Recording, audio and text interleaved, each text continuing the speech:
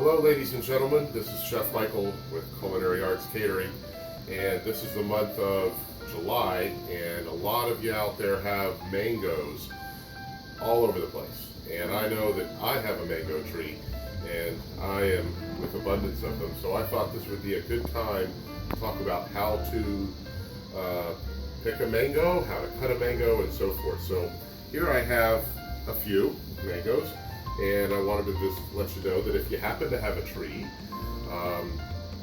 try not to pick them too early because they get really sweet and really great when you pick them just on the right day. If they're hanging from the tree, then best advice is when they start to turn yellow, that's a sign that they're ready. When they're still green and red, they're not quite ready. And when they look like they're good, then just grab it a little bit, lift up a little on the weight, give it a little bit of a wiggle. If it comes off, it's perfect. If it doesn't come off, wait till the next day. Okay.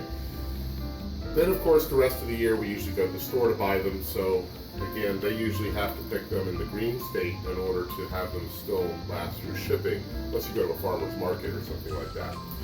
So try to find the ones that are not mushy, okay, don't have any bruises or anything, but a little bit of give when you squeeze it. That's a good thing.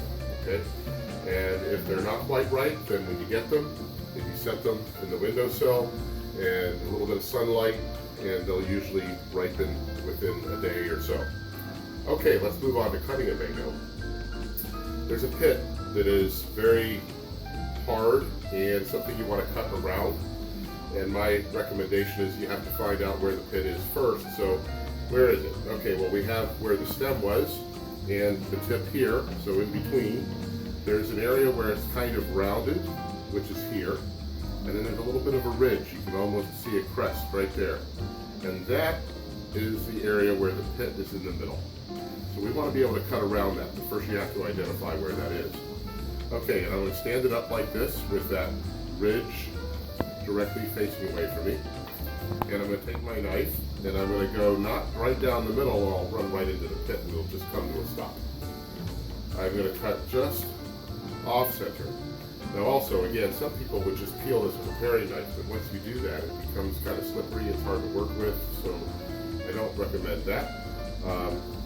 So anyway, when you go off, just off center, just like that, then you're going to break the skin, and then kind of go down until you start to feel. I can feel the pit with the knife in this hand.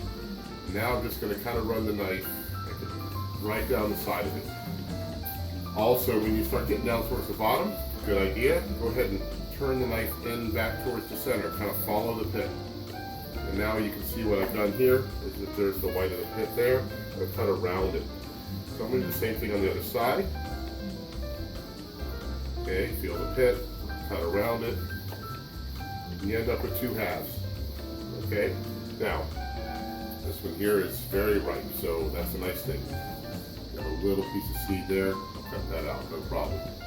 Now, how do we want to cut this? There's a few different ways we might want to work with this. Okay, first might be I might want wedges that I can store. By the way, this freezes really well. Okay, so when you get a lot of mangoes and you want to store them, you can cut them, take the skin off, put them in the freezer. I recommend flat on a tray, and then let them freeze, and then after they're individually frozen, put them in a bag.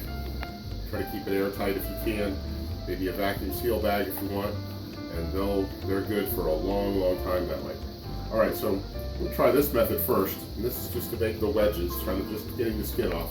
And then I'm going to take a method of where I take the knife and I don't hold it down straight, but levitate the blade just a little bit off the board, but this side is touching.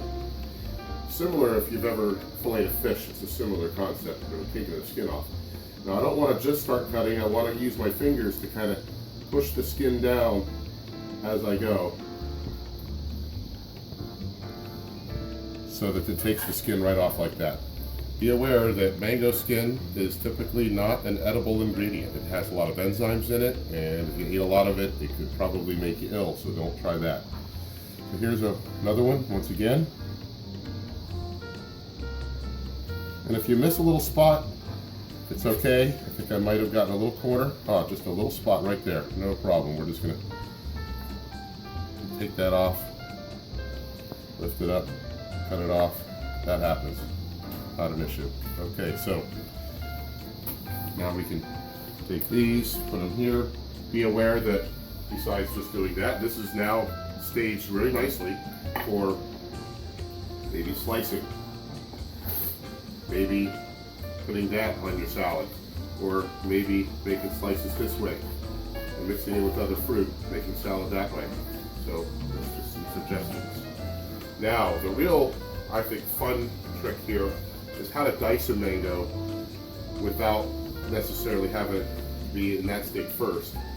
And I like this one. Okay, so I like to use the knife, and the size of the slices, the width, how far apart is the size of the dice that I want. So I go like that, but notice I didn't cut through the skin. Okay, just kind of levitate the knife just enough to go right through there like that. Now, by the way, this kind of makes a pretty garnish if you like this. It's kind of like almost like a flower. Look at that.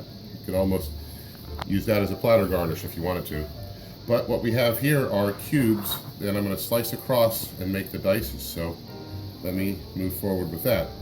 Using the similar concept that I just showed you with the slices, I'm going to take the knife and I'm going to levitate it over the top, and I'm going to press this down.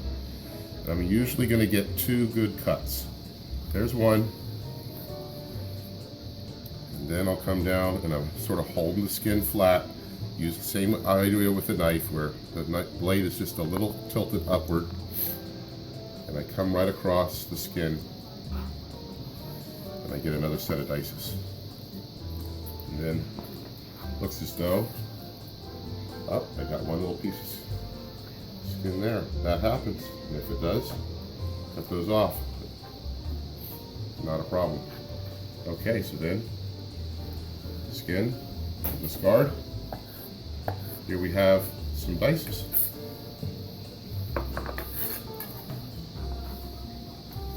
And with that, you could use this grated cereal. Makes a great mango salsa and many other things. And you could also freeze it in the state if you want to as well. I suggest freezing more in the whole state, but anyway, that's a good way to dice it. What do I want to do with this? That's certainly not going anywhere. We're going to go ahead and take the skin off of that. Same idea that I showed before. Kind of go around and take the skin off, discard the skin, still get a little bit of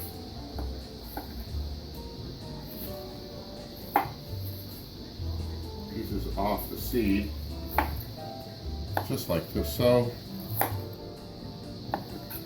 this you could maybe eat like a piece of candy, but in many cases this is kind of getting down to not much left on the seed, so we'll probably go ahead and discard that as well. These here, you can dice these.